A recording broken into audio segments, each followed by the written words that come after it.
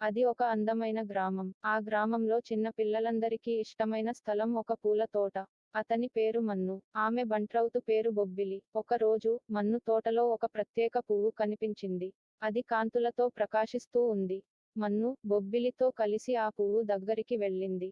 పువ్వు వాళ్ళతో మాట్లాడటం మొదలుపెట్టింది. పువ్వు వారిని విభిన్న ప్రపంచాలకు తీసుకెళ్లగలదని చెప్పింది. మన్ను బొబ్బిలితో కలిసి ఆ అద్భుతమైన ప్రయాణం మొదలుపెట్టింది.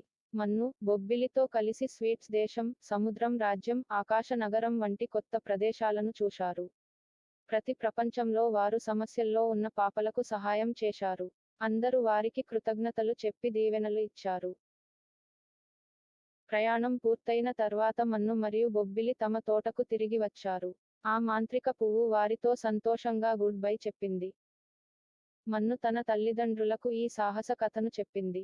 అందరూ ఒకరికొకరు సహాయం చేస్తే ప్రపంచం మరింత అందంగా ఉంటుంది అని నేర్చుకున్నారు. ఈ కథ వినడానికి అందరికీ ధన్యవాదాలు.